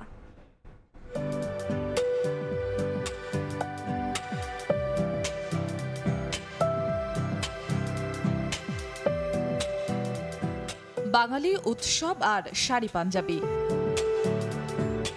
12 মাসে 13 পার্বণ, নানান উৎসবের নানান রং, তবে শাড়ি পাঞ্জাবির আবেদন চিরন্তন। শাড়ি একটা ঐতিহ্য, আর ঐতিহ্যকে ধারণ করাই তো বাঙালির আসলে একটা চরিত্রের বৈশিষ্ট্য। তো আসলে শাড়ি ছাড়া ঈদ হয় না। তাতে শাড়ি হয়তো নিব, একটা জামদানি নিব, আর হয়তো ড্রেস কিনবো সিম্পল। ঢাকায় মসলিন, জামদানি, টাঙ্গাইলের সুতি শাড়ির পাশাপাশি জর্জেট, কাঞ্জিভারম, কাতান। আবহাওয়াকে প্রাধান্য দিয়ে রঙে ও ডিজাইনে এসেছে নতুনত্ব। তবে বিক্রেতারা জানালেন শাড়ির বাজারে ক্রেতা খরার কথা। শাড়ির ব্যবসা খারাপ যাইতেছে, কাস্টমার নাই, মার্কেটে একদম ফাঁকা। গত বছর 3 ভাগের 1 ভাগ। আমরা যে আশা করে ঈদের দিন বা রমজানে বসছি, এই তুলনায় কোনো কাস্টমারই হচ্ছে। অন্যদিকে প্রতি বছরের মতো এবারও রমরমা পাঞ্জাবির বাজার। হাফ সিল্ক, কটন, সুতি ফেব্রিক্সে এক রঙের হালকা কাজের পাঞ্জাবিতে বেশি ঝুঁকছেন ক্রেতা। খুশি বিক্রেতাও। স্পেশালি ঈদটাকে উপলক্ষ রেখে পাঞ্জাবিটা পরতে আমরা স্বাচ্ছন্দ্য বোধ করি। লাইট ওয়েট, একটু কমফোর্টেবল, শরীরের মধ্যে যেটা ভালো যাবে, যেটা গরম কম লাগবে। পাঞ্জাবিটা দেখা গেছে যে 4 পর্যন্তই মানুষ কেনে আর কি। প্রথম দিকে দেখা গেছে যে যেগুলো গিফটের পাঞ্জাবি ওইগুলো প্রথমে কিনে ফেলে, তারপরে দেখা যাচ্ছে যে নিজের জন্য হয়তো একটু ঘুরে একটু সময় নিয়ে তারপর কেনার। দিন গড়ানোর সঙ্গে সঙ্গে ক্রেতার সমাগম আরও বাড়ার প্রত্যাশা ব্যবসায়ীদের। জিন্নাতারা যশোয়া, সময় সংবাদ, ঢাকা। সরকার কাজ করছে বলে জানিয়েছেন প্রাথমিক ও গণশিক্ষা মন্ত্রণালয়ের উপদেষ্টা ডক্টর বিধান রঞ্জন রায় পোদ্দার।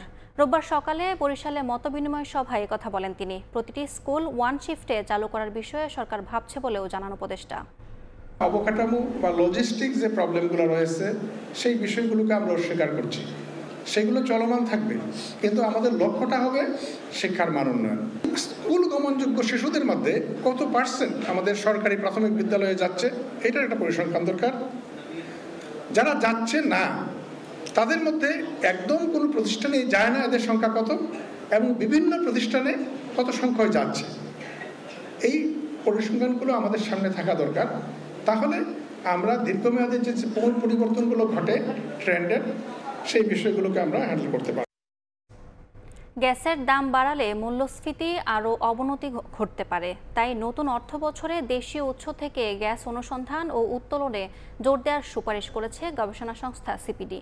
আসন্ন বাজেট সংক্রান্ত এক সংবাদ সম্মেলনে সরকারি বেসরকারি চাকরিজীবীদের বেতন বাড়ানো, কর্মুক্ত আয়সীমা নির্ধারণ সহ বেশ কিছু সুপারিশ তুলে ধরা হয়েছে সংস্থাটিতে। ডলার সংকট, রিজার্ভ পতন, উচ্চ মূল্যস্ফীতি, রপ্তানি ও রেমিটেন্সের দুর্বল গতির মতো নেতিবাচক অর্থনৈতিক সূচক নিয়ে যাত্রা শুরু করে বর্তমান অন্তর্বর্তী সরকার। এমন পরিস্থিতির কথা তুলে ধরে সিপিডি তার সুপারিশমালায় বলছে, জ্বালানির দাম বাড়ালে মূল্যস্ফীতি আরও উস্কে যাবে। এই চিন্তা থেকে সরে আসার পাশাপাশি বিদ্যুতের ক্যাপাসিটি চার্জ বন্ধের কথা বলেছে গবেষণা সংস্থাটি। জ্বালানি তেলের যদি সঠিকভাবে অ্যাডজাস্ট করা হতো তাহলে দামও কমতো এবং সেটার মুদ্রাস্ফীতির উপরে ইম্প্যাক্ট হতো না। আর দ্বিতীয়ত, বিদ্যুৎ খাতে আমরা ভর্তুকি কমানোর কথা বলছি। বিদ্যুৎ খাতে ভর্তুকি কমলে যে বিদ্যুতের দাম বাড়তে হবে ব্যাপারটা কিন্তু এরকম না, কারণ ভর্তুকি আমরা দিচ্ছি কিসে? অযাচিত ক্যাপাসিটি পেমেন্ট পে করার জন্য। জীবনযাত্রার ব্যয়ের চাপ সামাল দিতে সরকারি বেসরকারি চাকরিজীবীদের বেতন বাড়ানোর সুপারিশ করেছে সিপিডি। সেই সঙ্গে জুলাই বিপ্লবে আহত নিহতদের জন্য বাজেটে আলাদা বরাদ্দ রাখার প্রস্তাব করেছে। এই আন্দোলনটার মধ্যে যারা আহত বা নিহত হয়েছেন অনেকেরই মানসিক এবং শিক্ষাগত জীবন ক্ষতিগ্রস্ত হয়েছে, অনেকেই পড়াশোনা চালিয়ে যেতে পারেনি। আমাদের প্রস্তাব হচ্ছে যে অন্তর্বর্তীকালীন সরকার এই 2026 অর্থ বছরের বাজেটে একটি বৃত্তি কর্মসূচি চালু করুক তাদের জন্য। এছাড়া সাধারণ মানুষকে স্বস্তি দিতে ব্যক্তি খাতে করমুক্ত আয়সীমা 4 লাখ টাকায় উন্নীত করার সুপারিশ করা হয়েছে। করমুক্ত 4 লাখ টাকা করলে নিম্ন আয়ের মানুষরাই কিন্তু এটাতে উপকার পাবেন। রাজস্ব আয় বাড়াতে কর ফাঁকি বন্ধ ও সরকারের অপ্রয়োজনীয় ব্যয় কমানোর সুপারিশ করেছে সিপিডি। হলো 30%, আপনারা জানেন কোভিড। শুভ খান, সময় সংবাদ, ঢাকা। ভ্রাম্যমাণ আদালত বন্ধ করে দেওয়ার দুদিনের মধ্যেই আবার চালু ইট ভাটা। নিয়ম নীতি বা সরকারি আদেশ কোনোটিই মানছেন না ভোলার ভাটা মালিকরা। পাশাপাশি কালো ধোঁয়ায় মারাত্মক পরিবেশ দূষণের কবলে জেলার বিভিন্ন এলাকা। এ নিয়ে নানা অজুহাত অভিযুক্ত মালিক পক্ষের, আর আইন অমান্যকারীদের বিরুদ্ধে আরও কঠোর ব্যবস্থা নেওয়ার কথা জানায় প্রশাসন। উৎপল দেবনাথের ছবিতে নাসিরউদ্দিন লিটনের রিপোর্ট। গত 5 মার্চ ভোলার চরফেশন উপজেলার মাদ্রাজ গ্রামের মেসার্স ক্রাউন ব্রিক্সে অভিযান চালায় পরিবেশ অধিদপ্তর। এ সময় ভাটার চিমনি, সমিল ও কিনল ভেঙে ফেলার পাশাপাশি কার্যক্রম বন্ধ করে দেয়া হয়। এর দুদিনের মধ্যেই আবারও ইট পোড়ানো শুরু করে ভাটা কর্তৃপক্ষ। ক্রাউন ব্রিক্সের সঙ্গে একই দিনে জরিমানা করা হয় একই এলাকার মেসার্স সততা ব্রিক্স, আনিশা ব্রিক্স, শর্মান ব্রিক্স ও মধুমতি ব্রিক্সকে। নিয়ম নীতি বা সরকারি আদেশ কোনোটাই মানছে না ভোলার ইটভাটা মালিকরা। 17 মার্চের মধ্যে অবৈধ সব ইটভাটা বন্ধে উচ্চ আদালতের নির্দেশও উপেক্ষা করছেন তারা। এ নিয়ে নানা অজুহাত অভিযুক্ত মালিক পক্ষের। আমরা অল্প কিছু ইট ফুরার জন্য ইয়ে করতেছি, এখন বললা গেছে ঠিক আছে। তারা কি বললা গেছিল? তারা তো ভেঙে দিয়ে গেছে। ওনারা তো বলবে প্রক্রিয়ার মধ্যে নাই, আমরা ঠিক আছে, আমরা নতুন করলে কি আমরা প্রক্রিয়ার ভিতরে থাকবো? আমরা নতুন করছি, এই জন্য তারা প্রক্রিয়া দিন রাখছি, দিব কাগজপত্র। পরিবেশ অধিদপ্তরের তথ্য মতে জেলায় মোট 109টি ইটভাটা রয়েছে। এর মধ্যে 27টির কোনো বৈধ কাগজপত্র নেই। এছাড়া বেশিরভাগ প্রতিষ্ঠানেই পোড়ানো হচ্ছে কাঠ। কালো ধোঁয়ায় মারাত্মক পরিবেশ দূষণের কবলে আশপাশের এলাকা। দুমার সাথে যত ছালি আছে সব এসে খেতে ভরে, ফসলে ভরে। ফসলি জমিন সব কাইটা আর নিয়ে যাইতে আছে, মাটি নিয়ে যাইতেছে, আমাদের জমিন কমে যাইতেছে ফসলের। এই মৌসুমে তারা একদিনে যেই টাকা আয় করে, আসলে ওই জরিমানাটা এতই নগণ্য যেটা একদিনের, কিন্তু তাদেরকে যদি প্রকৃতপক্ষে সাজা দেওয়া হতো, এই আইনই বলা আছে তাদেরকে সাজা দেওয়া যাবে। তবে আইন অমান্যকারীদের বিরুদ্ধে আরো কঠোর ব্যবস্থা নেয়ার কথা বলছেন সংশ্লিষ্টরা। 6টি ইটভাটার বিরুদ্ধে আমরা ব্যবস্থা নিয়েছিলাম, 29 লক্ষ টাকা জরিমানা আর একটা ভেঙে দিয়েছি। আপনারা যদি এরপরও তারা চালাও করে তাহলে আমরা পরবর্তী সময় আরও আইনগত ব্যবস্থা গ্রহণ করব। তারা নতুন করে আবার কেউ চেষ্টা করবে, এই চেষ্টা আমরা সফল হতে দিব না, ওই ভাটাগুলো চিরতরেই বন্ধ হয়ে যাবে। চলতি মাসে ভোলায় 13টি ইট ভাটায় অভিযান চালিয়ে পরিবেশ অধিদপ্তর 56 লাখ টাকা ও জেলা উপজেলা প্রশাসন 20 লাখ টাকা জরিমানা আদায় করেছে। নাসিরউদ্দিন লিটন, সময় সংবাদ, ভোলা। ভোরের সময় এই ছিল আমার কাছে। পরবর্তী সংবাদগুলো জানাতে সঙ্গে থাকবেন রাইদুল ইসলাম শুভ। ধন্যবাদ অন্না। উদ্বোধনের 3 বছরেও চালু হয়নি বরগুনা পৌরসভার 2টি পানির ট্যাঙ্ক। এদিকে সুপ্রিয় পানির সংকটে ভোগান্তিতে পৌরসভার বাসিন্দারা। আগামী গ্রীষ্ম মৌসুমে এ ভোগান্তি আরও বাড়বে। শীঘ্রই ট্যাঙ্ক 2টি চালুর দাবি স্থানীয়দের, তবে এ নিয়ে নির্বিকার পৌর কর্তৃপক্ষ। রুবেল হোসেনের ছবিতে সাইফুল মিরাজের রিপোর্ট। বরগুনা পৌরসভায় সুপেয় পানির সংকট দীর্ঘদিনের। বাসিন্দাদের এ সংকট সমাধানে 2021 সালের ডিসেম্বরে শহরের বাগানবাড়ি রোড ও থানাপাড়া রোডে নির্মাণের পর 2টি পানির ওভারহেড ট্যাঙ্ক উদ্বোধন করা হয়। যখন টেস্টিংয়ে গেছে তখনই যেখানটা পানি ধারণ করে ওই নিচের স্তরটা থেকে ওই থেকে পানি চুয়াইতেছিল। ওনারা বললো যে একটা সময় এটা শ্যাওলা ধরে এই লিকগুলো এটা বন্ধ হয়ে যাবে। তবে উদ্বোধনের 3 বছর পার হলেও এখনো চালু হয়নি ট্যাঙ্কগুলো। এলাকাবাসী বলছেন সরকার অর্থ খরচ করলেও এর সুফল মিলছে না বাসিন্দাদের। অথচ আগামী গ্রীষ্ম মৌসুমে শহরের পানি সংকট আরো বাড়বে, এতে ক্ষুব্ধ তারা। মাঝে মাঝে 4-5 দিন পর পর পানি আসে, আমরা খুব সমস্যায় আছি। যে পরিমাণ পানির দরকার ওই পরিমাণ পানি পাই না। গরম বাড়তেছে, তো তখন তো চাহিদা আরো বাড়বে। এ নিয়ে নির্বিকার পৌর কর্তৃপক্ষ। যে কোনো মুহূর্তে আমার ওভার ট্যাঙ্ক চালু করা সম্ভব এবং পৌরবাসীকেও সুপেয় পানি দেওয়ার ব্যবস্থা করা সম্ভব। এটা তদন্ত করে কি ত্রুটি আছে, ত্রুটি বিচ্যুতি এবং কোনো কারিগরি ফল্ট আছে কিনা এটা তদন্ত সাপেক্ষে ব্যবস্থা নেওয়া হবে। বরগুনা পৌরসভার তথ্য মতে 2019-20 অর্থ বছরে 10 লাখ লিটার ধারণ ক্ষমতার দুটি ওভারহেড পানির ট্যাঙ্ক নির্মাণে ব্যয় ধরা হয় 6 কোটি টাকা। সাইফুল মিরাজ, সময় সংবাদ, বরগুনা। ঝুঁকিপূর্ণ সেতুর উপর দিয়ে চলাচল করছে ভারী যানবাহন। দুই পাশে দেবে বেহাল দশা পিরোজপুর কাউখালী নেসারাবাদ সড়কের নাপিতখালী সেতুর। এলাকাবাসী বলছেন সেতুটিতে যে কোনো সময় দুর্ঘটনার আশঙ্কা রয়েছে। অবশ্য নতুন অবকাঠামো নির্মাণে এরই মধ্যে টেন্ডার প্রক্রিয়া চলছে বলে জানিয়েছে সড়ক বিভাগ। জিয়াউল হকের পাঠানো তথ্য ও ছবি নিয়ে রিপোর্ট। সাইনবোর্ডে লেখা আছে ঝুঁকিপূর্ণ সেতু, অথচ তার ওপর দিয়ে চলছে বাস, পিকআপ সহ ভারী যানবাহন। জরাজীর্ণ অবস্থায় পিরোজপুর কাউখালী নেসারাবাদ সড়কের নাপিতখালী সেতু। দুই পাশে দেবে গেছে, আর এক পাশের পাটাতন ধসে যাওয়ায় লোহার পাত দেওয়া হয়েছে। এলাকাবাসী বলছেন আঞ্চলিক মহাসড়কের এই সেতুতে যে কোনো সময় দুর্ঘটনার আশঙ্কা রয়েছে। প্রায় এক যুগ ধরে এমন অবস্থা থাকলেও কোনো ব্যবস্থা নেয়নি কর্তৃপক্ষ। ব্রিজ ডাব্বি গেছে অনেক, এফার দিয়েও গেছে, মাঝখান দিয়েও ডাব্বি গেছে, আবার এফারও ওভারও গেছে। বড় বড় ট্রাক, বাস এগুলো চলতেছে, যে কোনো মুহূর্তে অ্যাক্সিডেন্ট হইতে পারে। পিরিজপুর, সরুকাঠি, কাউখালী এই একটাই রুট আসা যাওয়ার জন্য, ঠিক আছে। আমরা ব্রিজে চলাফেরা করি, খুব রিস্ক, যে কোনো মুহূর্তে একটা বড় ধরনের দুর্ঘটনা ঘটতে পারে, যে এর দায়ভার কে নেবে? অবশ্য সড়ক ও জনপথ বিভাগ বলছে পুরাতন নাপিতখালী সেতু ভেঙে নতুন অবকাঠামো নির্মাণে এরই মধ্যে টেন্ডার প্রক্রিয়া চলছে। শিগগিরই কাজ শুরুর আশ্বাস সংশ্লিষ্ট কর্মকর্তার। ব্রিজটিকে রিপ্লেস করে নতুন পিসি গার্ডার ব্রিজ নির্মাণের জন্য ইতিমধ্যে দরপত্র আহ্বান করেছি। দরপত্রটি লাইভে রয়েছে। আশা করছি দরপত্রটি বিধিবিধান মেনে প্রক্রিয়াকরণের মাধ্যমে সংশ্লিষ্ট ঠিকাদার নিয়োগ হবে দ্রুততম সময়ের মধ্যে এবং ব্রিজটি পুনর্ভাবে নির্মিত হবে। সড়ক ও জনপথ বিভাগের তথ্য মতে প্রস্তাবিত নতুন সেতুর দৈর্ঘ্য হবে 80 মিটার। নির্মাণ ব্যয় ধরা হয়েছে 27 কোটি টাকা। সময় সংবাদ। পহেলা মার্চ থেকে চলছে দেশের 5টি অভয়াশ্রমে 2 মাসের নিষেধাজ্ঞা। তবে 2 সপ্তাহে পেরিয়ে গেলেও ভোলায় এখনও শুরু হয়নি সরকারি বরাদ্দের খাদ্য সহায়তা বিতরণ। তাই নিষেধাজ্ঞা অমান্য করে অনেকটা পেটের দায়ে বাধ্য হয়ে নদীতে মাছ শিকার করছেন জেলেরা। নদীর পাড়ের ঘাট ও হাট বাজারে অবাধে চলছে মাছ বেচাকেনা, অথচ স্থানীয় প্রশাসন বা মৎস্য বিভাগের নেই কোনো তৎপরতা। নাসিরউদ্দিন লিটনের রিপোর্ট। ছবি তুলেছেন উৎপল দেবনাথ। জাটকা সংরক্ষণে পহেলা মার্চ থেকে চলছে দেশের 5টি অভয়াশ্রমে 2 মাসের নিষেধাজ্ঞা।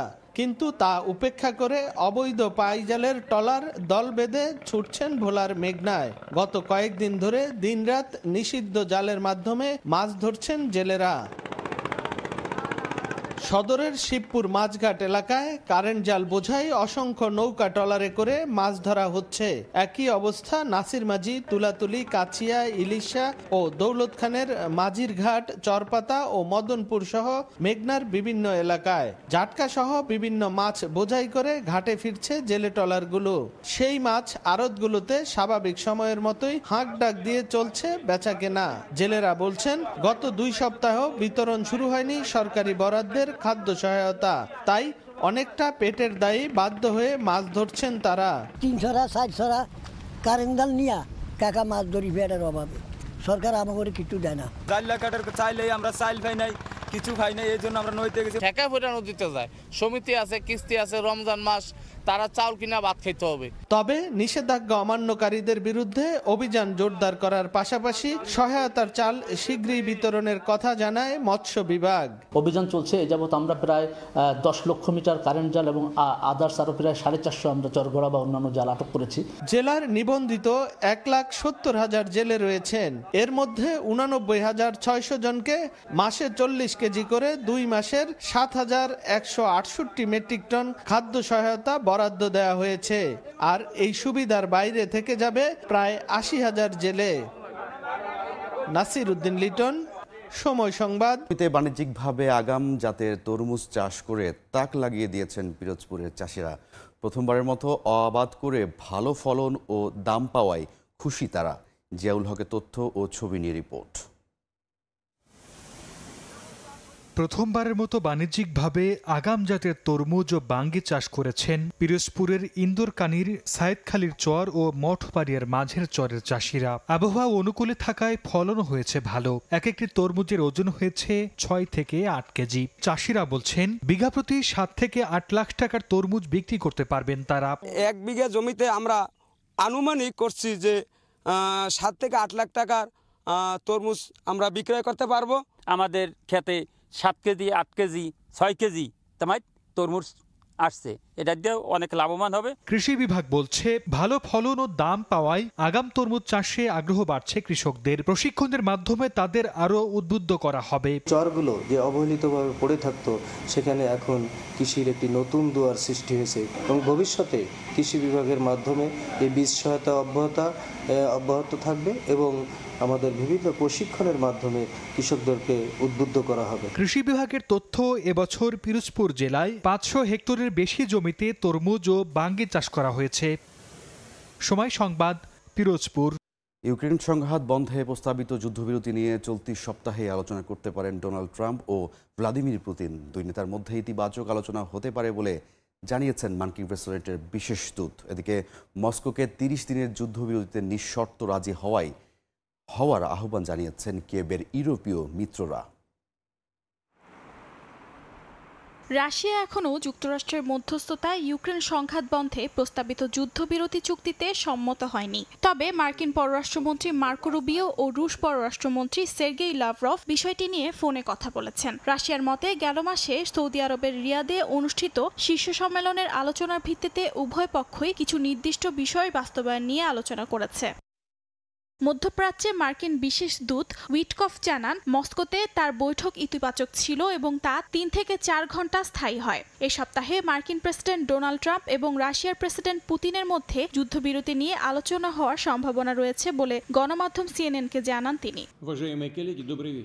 পুতিন যুদ্ধবিরতির জন্য 30 দিনের একটি পরিকল্পনা সমর্থন করেছেন, তবে বাস্তবায়ন নিয়ে উদ্বেগ প্রকাশ করেছেন। এছাড়া রাশিয়ার কুর্স্ক অঞ্চলে অবরুদ্ধ ইউক্রেনীয় সেনাদের আত্মসমর্পণের জন্য সময় দেয়া হয়েছে। পুতিন আশ্বস্ত করেছেন, তারা আত্মসমর্পণ করলে নিরাপদে ও সম্মানজনক আচরণ করা হবে। তবে ইউক্রেনের পররাষ্ট্রমন্ত্রী আন্দ্রে সিবিগা জানান, কুর্স্ক অঞ্চলে তাদের সেনারা সামরিক অভিযান চালিয়ে যাবে।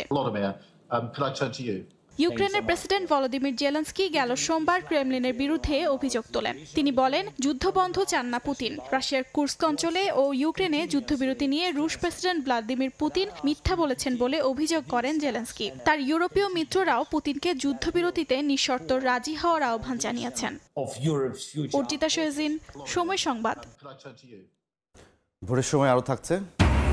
শেষ হচ্ছে অপেক্ষার প্রহর। আজ দেশে আসছেন হামজা চৌধুরী। ইংল্যান্ড প্রবাসী ফুটবলারকে বরণ নিয়ে সিলেট হবিগঞ্জের নানা আয়োজন।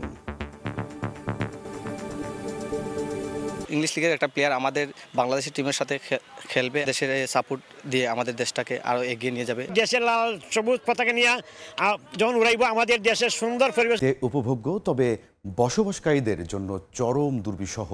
সুখী দেশ ফিনল্যান্ডের মানুষের জীবনে এই এক অসুখের নাম। সড়কে জমে থাকা তুষার শুকিয়ে ব্ল্যাক আইসে রূপ নিলে ব্যাহত হয় স্বাভাবিক জীবনযাত্রা। দুর্ঘটনা হয় অহরহ। দেশটিতে প্রতি বছর বরফ পিছলে 1.5 লাখ মানুষ হাসপাতালে ভর্তি হন। ফিনল্যান্ডের তুষারপাতে স্নিগ্ধ ও তিক্ততার গল্প জানাচ্ছেন মহিউদ্দিন মধু। সাদা শুভ্র, চোখ যতদূর যায় ততদূর এই সফেদ জমিন। আসমানের রঙে মিতালি গড়ে ভূমিও। পুরো নগর যেন ঢাকা পড়ে তুষারের চাদরে।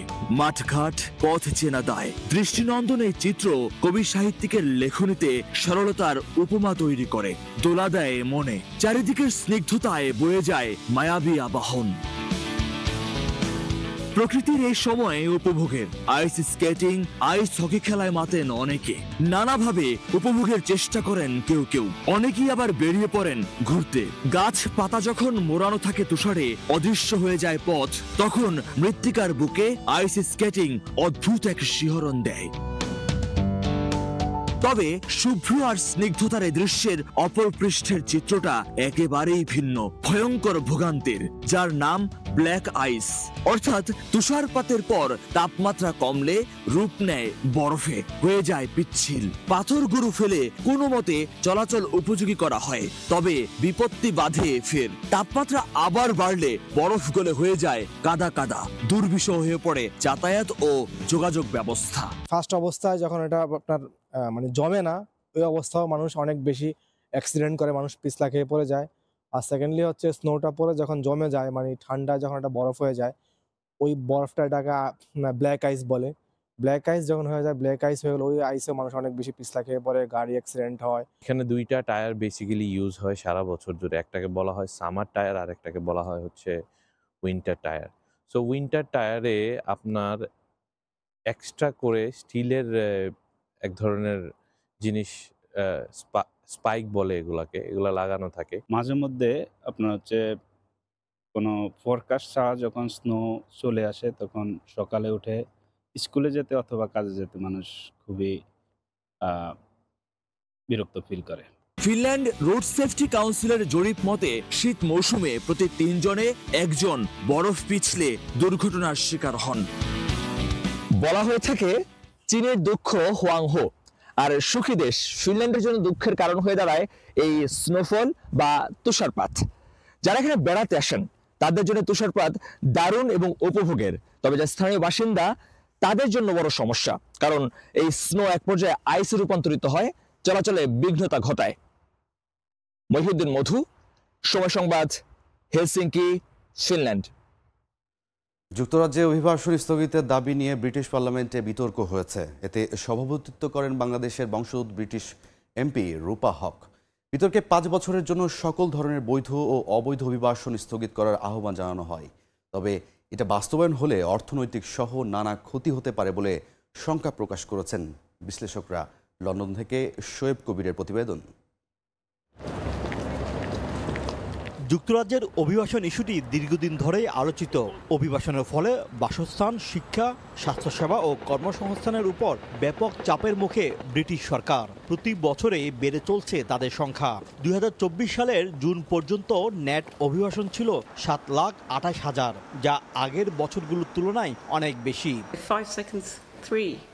গেল সপ্তাহে ব্রিটিশ পার্লামেন্টের ওয়েস্টমিনিস্টার হলে এই ইস্যুতে বিতর্ক হয়। বিতর্কে অংশ নেন বিভিন্ন রাজনৈতিক দলের সংসদ সদস্যরা। এতে সভাপতিত্ব করেন বাংলাদেশি বংশোদ্ভূত ব্রিটিশ এমপি রূপা হক। বিতর্কের মূল বিষয় ছিল দেশটিতে 5 বছরের জন্য সব ধরনের অভিবাসন স্থগিত করা। বিশ্লেষকরা বলছেন, অবৈধভাবে অভিবাসী প্রবেশ ঠেকানো বন্ধ করতে সরকার কার্যকরী পদক্ষেপ নিতে পারে, তবে বৈধ অভিবাসনের রাস্তা পুরোপুরি বন্ধ করা বাস্তবসম্মত হবে না। 5 বছরের জন্য ব্রিটেনের লিগ্যাল এন্ড ইমিগ্রেশন বন্ধ করে দেওয়া, অর্থাৎ ওয়ার্ক পারমিট, স্টুডেন্ট ভিসা সবকিছু বন্ধ করে দিলে ব্রিটেন অচল হয়ে যাবে। এটা একটা অবাস্তব প্রস্তাবনা এবং এটা কোনো ক্রমেই সম্ভব না। অভিবাসন পুরোপুরি বন্ধ করলে অর্থনৈতিকভাবে মারাত্মক ধস নামতে পারে ব্রিটেনে, তাই এই পদক্ষেপ সমর্থন করছেন না বিশ্লেষকরা। আমার মনে হয় না যে এটা প্র্যাকটিক্যাল, বিকজ আপনি ইলিগাল মাইগ্রেন্ট আপনি কন্ট্রোল করতে পারেন এবং কিভাবে করবেন এটা আপনি দেখতে পারেন, কিন্তু লিগাল মাইগ্রেশন আপনি বন্ধ করতে পারবেন না। এই বিতর্কের পর যুক্তরাজ্যের সরকার অভিবাসন নীতির পর্যালোচনা করতে পারে, বাড়তে পারে কঠোর নীতিমালা গ্রহণের চাপ।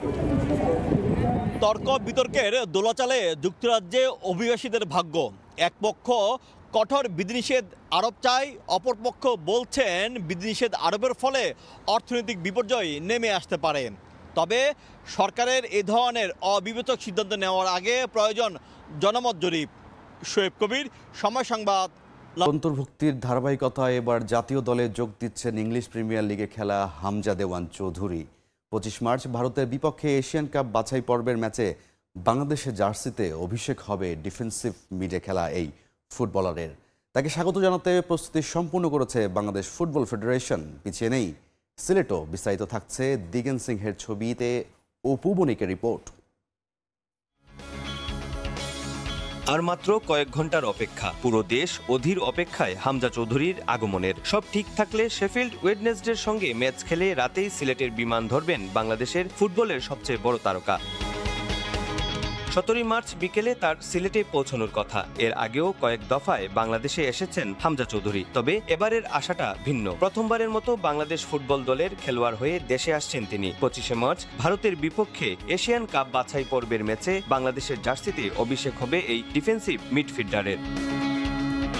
হামজাকে স্বাগত জানাতে প্রস্তুতি সম্পন্ন করেছে বাংলাদেশ ফুটবল ফেডারেশন। তার আগমন নিয়ে সিলেটেও চলছে তাকে বরণ করার প্রস্তুতি। প্রত্যাশা করি এইটুকু যে ইংলিশ লিগের একটা প্লেয়ার আমাদের বাংলাদেশের টিমের সাথে খেলবে, আমাদের প্লেয়ারদের ও আমাদের দেশের সাপোর্ট দিয়ে আমাদের দেশটাকে আরও এগিয়ে নিয়ে যাবে। হামজা চৌধুরীর মতো এত হাই প্রোফাইল প্লেয়ার আমরা বাংলাদেশের রিপ্রেজেন্ট করবো, খেলাইবো, এটা আমরা নতুন প্রজন্মের লাগে অনেক পাওয়া। আমরা সবাই এক্সাইটেড, আমরা এয়ারপোর্টে যাব হামজা চৌধুরীকে রিসিভ করার জন্য। 25 মার্চ শিলংয়ের জওহরলাল নেহেরু স্টেডিয়ামে এএফসি এশিয়ান চ্যাম্পিয়নশিপের বাছাইয়ের ম্যাচে ভারতের মুখোমুখি হবে বাংলাদেশ। হামজার বাংলাদেশ দলে অভিষেক দেখতে যুক্তরাজ্য থেকে আসা পরিবারের সদস্যদের পাশাপাশি সিলেট থেকেও কয়েকজন সঙ্গী হতে পারেন তার। হামজা 17 মার্চ সিলেট পৌঁছানোর পর বাফুফের কয়েকজন নির্বাহী সদস্য তাকে স্বাগত জানাবেন। এরপর তিনি হবিগঞ্জের উদ্দেশ্যে রওনা হবেন। যাতায়াতের জন্য বিশেষ গাড়ি ও নিরাপত্তার জন্য সার্বক্ষণিক একজন অফিসিয়ালও দায়িত্ব পালন করার কথা রয়েছে। এয়ারপোর্ট যাব, সিলেটের সর্বস্তরের ক্রীড়াঙ্গনের মানুষ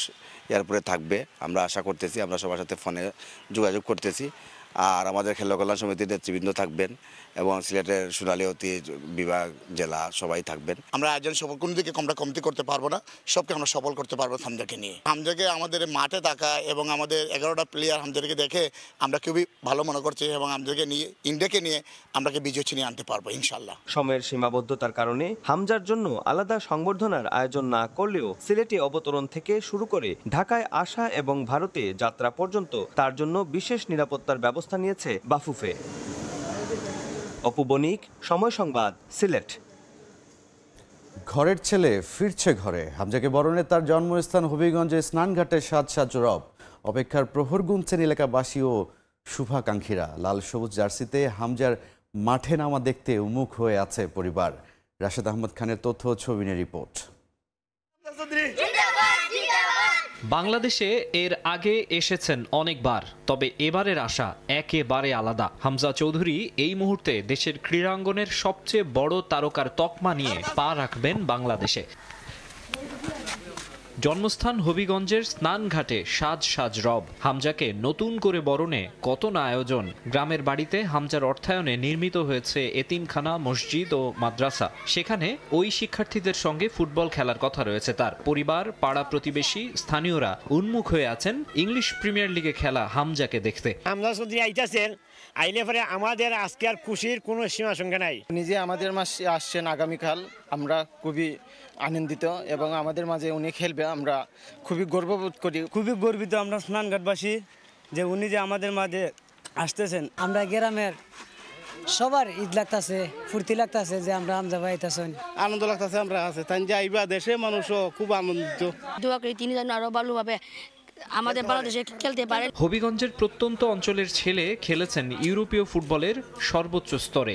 এটাই অনেক বড় পাওয়া পরিবারের জন্য। তবে পুত্রকে লাল সবুজ জার্সিতে দেখার রোমাঞ্চ অন্যরকম হামজার বাবার কাছে। সে যখন দেশের জন্য খেলবে, এই জন্য তো আমরা সবাই গর্বিত, আমার গ্রামবাসী গর্বিত, আমার এই বাহুবলবাসী গর্বিত, হবিগঞ্জবাসী গর্বিত, সারা দেশবাসী গর্বিত। নির্বিঘ্নে হামজার রিসেপশন প্রোগ্রাম সারতে সার্বিক তত্ত্বাবধানে আছে ফুটবল ফেডারেশন। নতুন দিনের স্বপ্ন দেখছেন বাফুফে কর্তারা। আমাদের প্রেসিডেন্ট তাবিদ আউয়াল সাহেব অল টাইম এটা নিয়ে ব্যস্ত আছেন এবং তার সেফটি সিকিউরিটি নিয়ে কোঅপারেশন করতেছেন প্রশাসনের সাথে।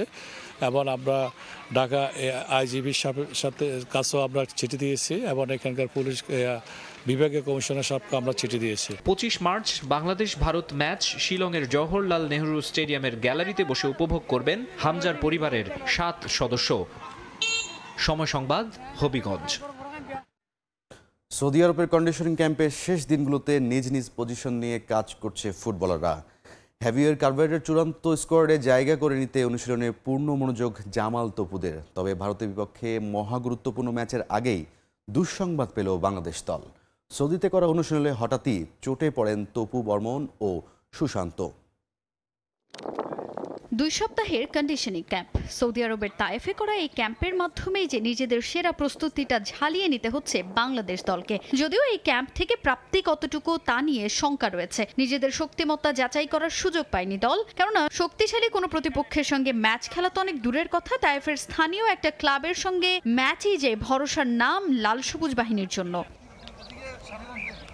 টেকনিক্যাল ও ট্যাকটিক্যাল সাইড নিয়ে 2 সপ্তাহের এই ক্যাম্পে কাজ করেছেন স্প্যানিশ কোচ হাভিয়ার কাব্রেরা। ভারতের বিপক্ষে অতীত পরিসংখ্যানে ঢের পিছিয়ে থাকলেও তায়েফের এই ক্যাম্পে নিজেদের প্রস্তুতি নিয়ে সন্তুষ্ট দল। ক্যাম্পের শেষ দিনগুলোতে এবার নিজ নিজ পজিশন নিয়ে কাজ করায় মনোযোগী ফুটবলাররা। স্বস্তির খবর আছে আরও একটা, তায়েফের সঙ্গে শিলংয়ের আবহাওয়ার মিল থাকায় কন্ডিশনের সঙ্গে মানিয়ে নেওয়া সহজ হবে বলে মনে করেন ফুটবলাররা। হামজা ফাহমিদুলের অন্তর্ভুক্তিও আশা দেখাচ্ছে বাংলাদেশ দলকে।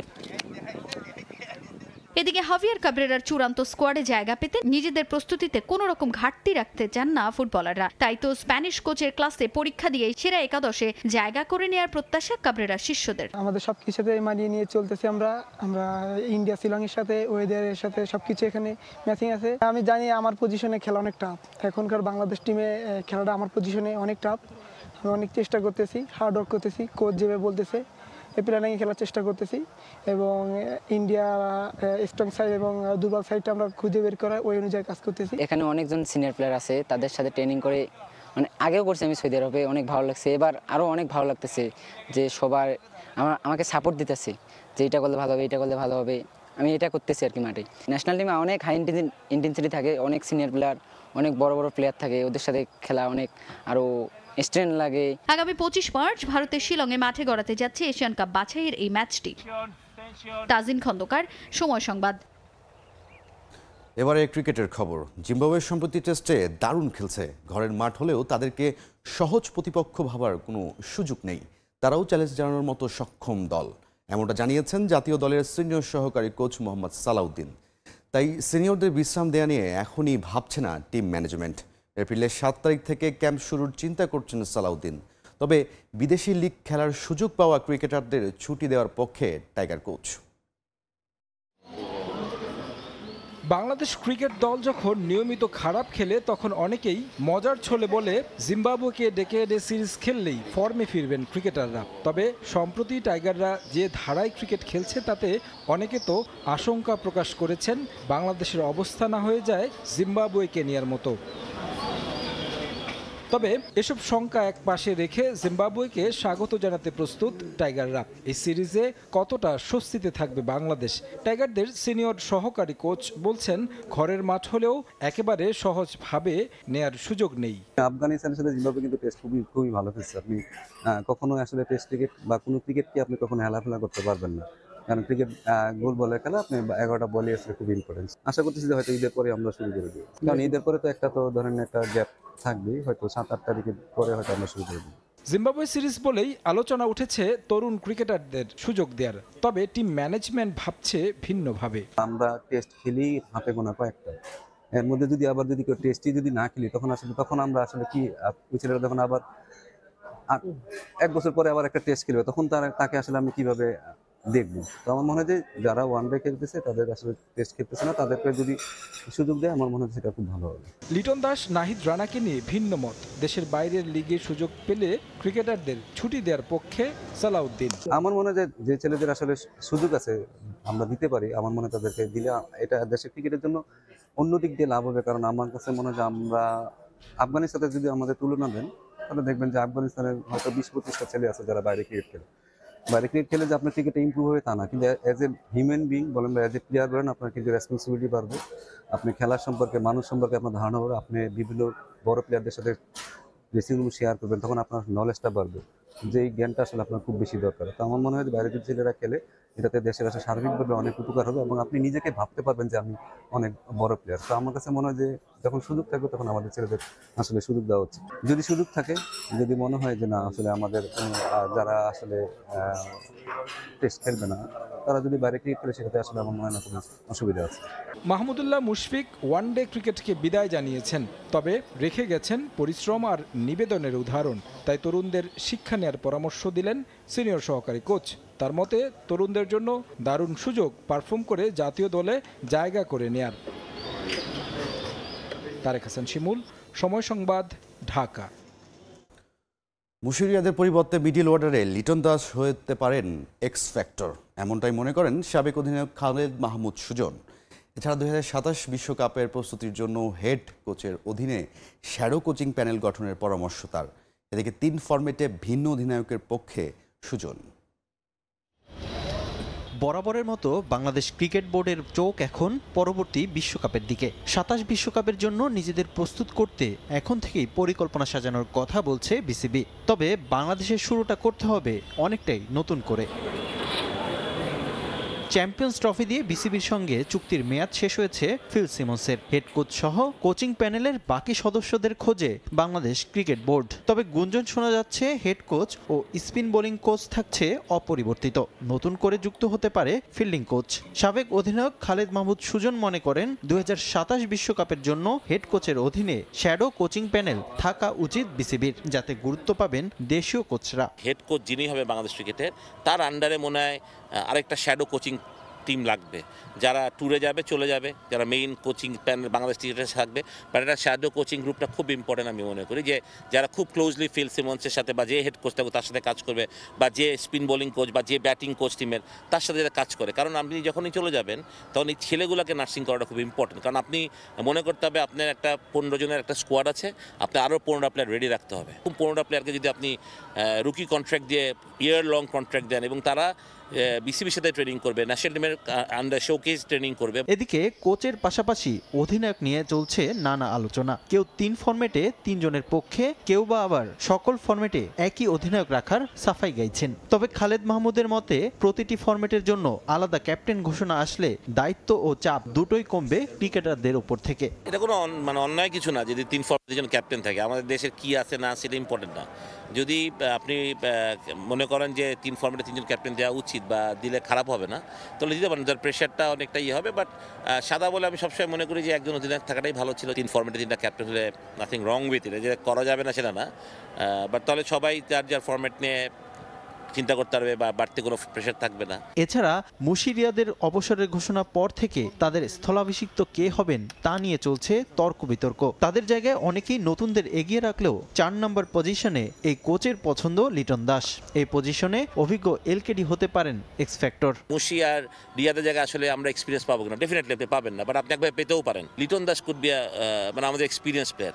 ওকে আমরা এখন মিডল অর্ডার খেলার কথা চিন্তা করবো কিনা, that's very very important. Number 4 position is very important. যে মুশি যখন খেলবে না, যদি আমরা লিটনকে 4-এ চিন্তা করি তাহলে হয়তো বা আমাদের একটা এক্সপিরিয়েন্স অতটা ঘাটতি হবে না। বাংলাদেশ ক্রিকেটের ভবিষ্যৎ প্রজন্মের জন্য ডিপিএলকে বিশেষভাবে দেখছেন খালেদ মাহমুদ সুজন। রিফাতুল ইসলাম মিরন, সময় সংবাদ, ঢাকা। ওয়ানডে ফরম্যাটে সাকিব, মুশফিক, রিয়াদদের অবসরে সৃষ্টি হওয়া অভিজ্ঞতার শূন্যতায় যে নামটি আসছে নতুন করে, তিনি middle order batsman Mominul Haque. একসময় রঙিন পোশাকে নিয়মিত খেলা মিনি সবশেষ ওডিআই খেলেছেন, তাও পার হয়েছে 7 বছর। তবে চলতি ডিপিএলে টেবিল টপার আবাহনীর জার্সিতে রান পাচ্ছেন মুমিনুল। তাই তো পাওয়ার সুযোগ কাজে লাগিয়ে স্বপ্ন দেখছেন ওয়ানডে ফরম্যাটে ফেরার। 2027 বিশ্বকাপকে সামনে রেখে সাজাচ্ছেন নিজের পরিকল্পনা। দেশের ক্রিকেটে আক্ষেপের গল্প আছে অনেক, তবে মুমিনুলকে নিয়ে আক্ষেপটা বোধহয় একটু বেশি। সাদা পোশাকে অভিষেকের পর থেকেই অটো চয়েস, কিন্তু রঙিন পোশাকেও মিনি হতে পারতেন আরো ক্ষুরধার। সে যোগ্যতা, প্রতিভা, মেধা সবই ছিল তার। দৃশ্যপট বদলে যায় 2014 সালে চান্ডিকা হাথুরু সিংহে প্রথম দফায় বাংলাদেশের কোচ হয়ে এলে। 15 বিশ্বকাপের সুযোগ পেলেও খেলেছিলেন মোটে 2 ম্যাচ। এরপর 3 বছর ব্রাত্যই ছিলেন ওডিআই স্কোয়াডে। 2018 এশিয়া কাপে ফিরলেও 2 ম্যাচেই ছিলেন ব্যর্থ। সেই যে ভাগ্যের শিকে ছিল, এরপর আর জোড়া লাগেনি। তবে ঘরোয়া লিগে মুমিনুল পারফরমেন্স করেছেন নিয়মিত। আবাহনীর জার্সিতে সবশেষ ম্যাচেও করেছেন 92 রান। যারা এরকম আপনার হঠাৎ করে টিমে ঢুকবে, হঠাৎ করে টিমে যাবে, তাদের জন্য একটা সুযোগ পাবে, একটা সুযোগ আপনাকে গ্র্যাব করতে হবে। খুব ইজি যে আমি আরেকজনের দোষ দিতে পারি, যে এটা কোচ হোক অথবা বোর্ড হোক। হঠাৎ করে ওয়ানডে ফরম্যাটে মুমিনুলের নাম আলোচনায় আসার কারণও আছে। পঞ্চপাণ্ডবের যুগ শেষ। ক্রিকেটের তারুণ্যের সঙ্গে অভিজ্ঞতাও ভীষণ গুরুত্বপূর্ণ। বিষয়টি জানা মুমিনুলেরও, নিজেকে তাই প্রস্তুত করছেন সেভাবেই। আপনি আপনার কাজটা করতে থাকলে, যেটা আমি বিশ্বাস করি, আপনার সুযোগটা আসবে। জিনিসটা হলো আপনি সুযোগটা কীভাবে কাজে লাগাবেন, এটা হলো ইম্পর্টেন্ট জিনিস। তার মানে আমি হোপ ছাড়ছি যে তা না, এখন আমি হোপ নিয়ে আসি, এভাবে কাজ করি সবার। হ্যাঁ, সাকিব ভাই, তামিম ভাই, মুশফিক ভাই, রিয়াদ ভাই, ওনারা তো অনেক এক্সপিরিয়েন্স ছিল। ওনারা চলে গেলে নতুন যারা আমার কাছে মনে হয় যারা খেলছে এখন, যারা খেলছে মিরাজ বলেন, লিটন বলেন, সমর বলেন, কেউ ইনএক্সপিরিয়েন্স না। তবে টাইগার শিবিরে যে স্বস্তি নেই। নিজেদের পছন্দের ফরম্যাট বলে দাবি করা ওয়ানডেতে বাংলাদেশ সবশেষ 30 ম্যাচের 22টাতেই হেরেছে। তবুও মুমিনুল বলছেন সুসময় নাকি খুবই কাছে। সিনিয়ররা চলে গেলে নতুনরা আসছে, তখন একটু গুছানোর একটু টাইম লাগে, হয়তো এটা একটু লাগছে। তো ওয়ানডে ফরম্যাটটা আস্তে আস্তে সেটেল হবে। আর সবচেয়ে ভালো জিনিস হলো আমাদের পেস বোলিং লাইনটা আগের চেয়ে অনেক ইমপ্রুভ। ওই জায়গাটা ভালো হওয়ার কারণে আমাদের অন্যগুলা আস্তে আস্তে কভার হয়ে যাবে। চলতি ঢাকা প্রিমিয়ার লিগে আবাহনীকে শিরোপা জেতাতে চান মুমিনুল। নিজেকে দেখতে চান সেরা 5 রান সংগ্রাহকের তালিকায়। মাহবুব রিমন, সময় সংবাদ, ঢাকা। পেল বাংলাদেশ ফুটবল ফেডারেশন। বেসরকারি ব্যাংক ইউসিবির সঙ্গে 5 বছরের চুক্তি করেছে বাফুফে। যদিও চুক্তির কোনো কিছুই খোলাসা করেনি ফেডারেশন, তবে বাফুফে সভাপতি বলছেন দীর্ঘমেয়াদী চুক্তিতে লাভবান হবে দুপক্ষই। এদিকে ব্যস্ত শিডিউলের কারণে ফুটবলারদের দিয়ে অ্যাওয়ে জার্সি উন্মোচন করা সম্ভব হয়নি বলে জানান বাফুফে সহ-সভাপতি ফাহাদ করিম। বাংলাদেশ ফুটবল ফেডারেশনের দায়িত্ব নেওয়ার পর থেকে একের পর এক চমক দিয়ে আসছেন তাবিত আউয়াল। তার কার্যনির্বাহী কমিটির নেতৃত্বে কিছুদিন আগে বাফুফের উপর থেকে কেটেছে ফিফার অর্থনৈতিক নিষেধাজ্ঞা। এবার আরও বড় সুখবর পেল বাফুফে। প্রায় 1 যুগ ধরে পৃষ্ঠপোষকবিহীন ছিল বাংলাদেশ জাতীয় পুরুষ দল। অবশেষে বেসরকারি ব্যাংক ইউসিবিকে স্পন্সর হিসেবে পেল বাফুফে। 5 বছরের জন্য প্রতিষ্ঠানটির সঙ্গে চুক্তি করেছে ফেডারেশন। তবে কত টাকার চুক্তি হয়েছে তা খোলাসা করেনি কোনো পক্ষই। চুক্তি ডিটেইলসগুলো আমরা অতীতের মতো ডিসক্লোজ করছি না, বাট এতটুকু আমি বলতে পারি যে আপনারা যে প্রশ্ন করেছেন, আমাদের চুক্তিটা কিন্তু ক্যাশ পোর্শনও আছে, কাইন্ড পোর্শনও আছে। কাইন্ড পোর্শনের ব্যাপারে যেটা আপনি শুনেছেন মাননীয় চেয়ারম্যান মহোদয়ের বক্তব্যের সময়, ইউসিবির একটা বৃহত্তম digital media team, marketing team এবং ব্রাঞ্চ নেটওয়ার্ক আছে। তো ওনারা কিন্তু ওই নেটওয়ার্কের মাধ্যমেও যতগুলো অবদান রাখা যায়, কিছু কিছু ব্র্যান্ডিংয়ের মেসেজ নেওয়া যায় এবং প্লেয়ার আইডেন্টিফিকেশনের ক্ষেত্রে ওনারা কিন্তু ওই পার্টনারশিপে থাকবেন। বিগত সময়েও স্পন্সর পেয়েছিল ফেডারেশন, তবে বেশ কয়েকবার পৃষ্ঠপোষক প্রতিষ্ঠানের সঙ্গে তিক্ত অভিজ্ঞতায় শেষ হয়েছিল সম্পর্ক। এবার অনাকাঙ্ক্ষিত তেমন কিছু ঘটবে না বলে জানান বাফুফে সভাপতি। আমার যেটা হলো যে আমরা শুরু করতে যাচ্ছি একটা লম্বা জার্নি, আমরা একটা পজিটিভ স্পিরিটে শুরু করতে যাচ্ছি। এখন আমাদের অ্যাকশনই আমাদেরকে আপনার উত্তরগুলো অ্যাকশনের মাধ্যমে আমরা রেসপন্ড করতে চাচ্ছি বিগত দিনগুলোতে। আর হামজা চৌধুরীর মতো আরও অনেকগুলো প্লেয়ার আসবে। ইতিমধ্যে আমি বলতে পারি যে হামজা চৌধুরীর আসার পিছনেও কিন্তু ইউসিবিএল পিএলসির অনেক বড় অবদান আছে, অনেক সহযোগিতা ইতিমধ্যে আমরা পেয়েও গেছি। এদিকে ফুটবলারদের ছাড়াই জাতীয় দলের অ্যাওয়ে জার্সি উন্মোচন করায় সমালোচনায় পড়েছে ফেডারেশন। তবে বাফুফের মার্কেটিং কমিটির সভাপতি বলছেন ব্যস্ত শিডিউলের কারণেই হামজা জামালদের ছাড়াই সামাজিক যোগাযোগ মাধ্যমে জার্সি উন্মোচন করেছে কিট স্পন্সর প্রতিষ্ঠান। যখন উনি আসবে তখন উনি becomes a member of the national team camp. তো ক্যাম্প থেকে বের করে এনে আমরা কোনো কিছু করতে পারি না উইদাউট কোচের কনসেন্ট ছাড়া। তো কোচের উইন্ডোটা খুব কম। আমাদের টিম ফটোশুট হবে, প্রেস মিট হবে এবং তারপরে ওনারা প্র্যাকটিস করবে। 19 মার্চ অফিসিয়াল ফটো সেশনে অংশ নেবে জাতীয় ফুটবল দল। সেদিনই হামজা জামালদের নিয়ে জার্সি উন্মোচন করলে ভিন্ন রকম সাড়া পাওয়া যেত। তবে তার তোয়াক্কা না করে সামাজিক যোগাযোগ মাধ্যমে অ্যাওয়ে জার্সি উন্মোচন করেছে কিট স্পন্সর প্রতিষ্ঠান। ফাহিম ইসলাম, সময় সংবাদ, ঢাকা।